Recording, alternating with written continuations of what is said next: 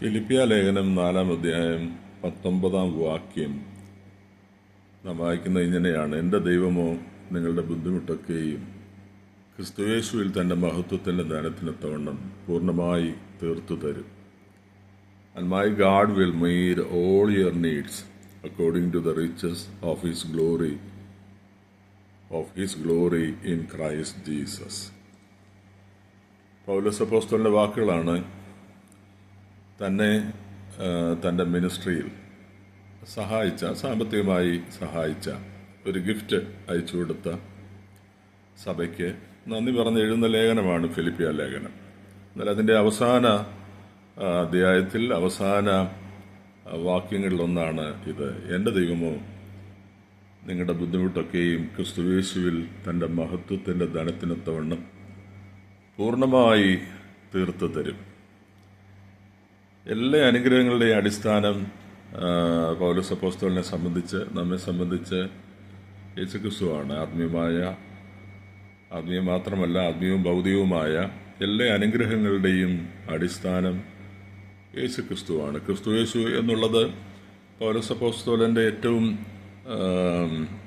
ഇഷ്ടപ്പെട്ട ഒരു കർത്താവിനെ അഡ്രസ്സ് ചെയ്യാൻ പൗലോസ് അപ്പോസ്തലൻ ആവർത്തിച്ച് ഉപയോഗിക്കുന്നത് യേശുക്രിസ്തു എന്നതിന് പകരം ക്രിസ്തുയേശു എന്നുള്ളതാണ്.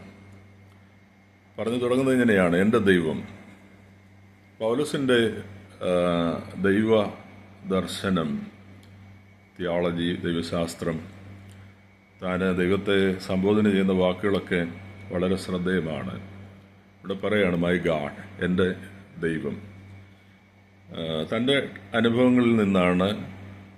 അനുഭവങ്ങളാണ് നമുക്ക് ഉറപ്പ് നൽകുന്നത്. ആ ഒരു ഉറപ്പ് ആ പ്രയോഗത്തിൽ തന്നെ, അതിലാണ് ഞാൻ ഫോക്കസ് ചെയ്യുന്നത് ഇപ്പോൾ, ആ പ്രയോഗത്തിൽ തന്നെ കാണുവാൻ കഴിയും. എൻ്റെ ദൈവം, എൻ്റെ ദൈവം.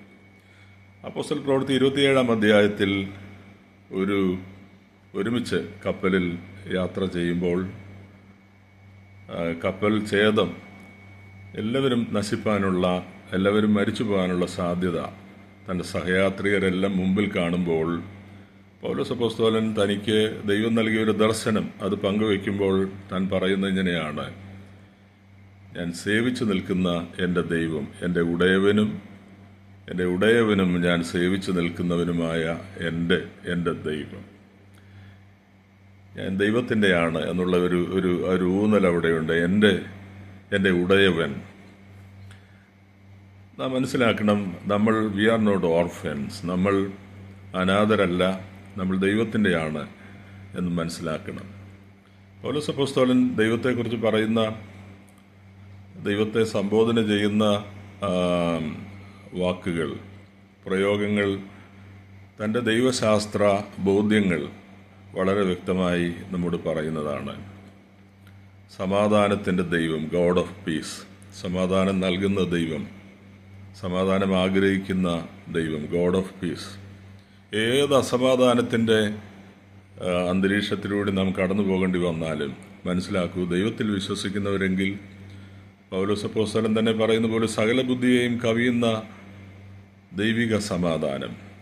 സോ പൗലോസിനെ സംബന്ധിച്ച് God is God of peace, സമാധാനത്തിൻ്റെ ദൈവം. And God of all comfort, സർവാശ്വാസത്തിന് മനസ്സിലുള്ള പിതാവും സർവാശ്വാസവും നൽകുന്നവനുമായ ദൈവം, ഗോഡ് ഓഫ് ഓൾ കംഫർട്ട്. നാം സേവിക്കുന്ന ദൈവം സർവ ആശ്വാസത്തിൻ്റെയും ദൈവമാണ്. മറ്റൊരിടത്ത് പൗലോസ് പറയുന്ന ഗോഡ് ഓഫ് ഹോപ്പ്, പ്രത്യാശ നൽകുന്ന ദൈവം, പ്രത്യാശയുടെ ദൈവം, ഗോഡ് ഓഫ് ഹോപ്പ്.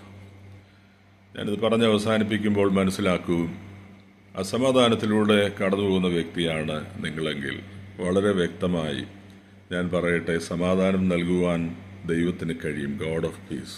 നമ്മുടെ കർത്താവ് പറഞ്ഞു, എൻ്റെ സമാധാനം ഞാൻ നിങ്ങൾക്ക് നൽകുന്നു, അത് ലോകം തരുന്നത് പോലെയല്ല. It's an incomparable peace. എന്തുകൊണ്ട് കഷ്ടതയുടെ നടുവിലും ഇല്ലായ്മയുടെ നടുവിലൊക്കെ നമ്മൾ സമാധാനത്തോടെ, അങ്ങനെയുള്ള അവസ്ഥകൾ എല്ലാ മനുഷ്യരുടെയും ജീവിതത്തിൽ വരാം, സമാധാനത്തോടെ നമ്മൾ ജീവിക്കുന്നു എന്ന് ചോദിച്ചാൽ എൻ്റെ ഉത്തരം ഇതാണ്: നമ്മൾ സമാധാനത്തിൻ്റെ ദൈവത്തെയാണ് സേവിക്കുന്നത്. കർത്താവിൻ്റെ സമാധാനം, that's an incomparable unique peace. ആശ്വാസമില്ലാത്ത ഒരു ജീവിതമാണ്. ആശ്വാസം കണ്ടെത്തുവാൻ കഴിയുന്നില്ല, ആശ്വസിപ്പാൻ ആരുമില്ല. അങ്ങനെയുള്ള ഒരു അവസ്ഥയിലൂടെയാണ് കടന്നു പോകുന്നതെങ്കിൽ ഇത് ഈ വചനങ്ങൾ, ഈ വാക്കുകൾ നിങ്ങളുടെ ശ്രദ്ധയിൽപ്പെട്ടാൽ, നിങ്ങളത് കേൾക്കുവാനിടയായാൽ മനസ്സിലാവൂ, സർവ്വ ആശ്വാസത്തിൻ്റെയും ദൈവത്തെയാണ് നമ്മൾ സേവിക്കുന്നത്. ആൻഡ് ഹോപ്പ്ലെസ്നെസ്, ഒരു ആശയമില്ല, പ്രത്യാശയുമില്ല എന്നുള്ള അവസ്ഥയിലാണെങ്കിൽ നമ്മൾ സേവിക്കുന്ന ദൈവം God of all hope, God of hope, പ്രത്യാശ നൽകുന്ന ദൈവമാണ്.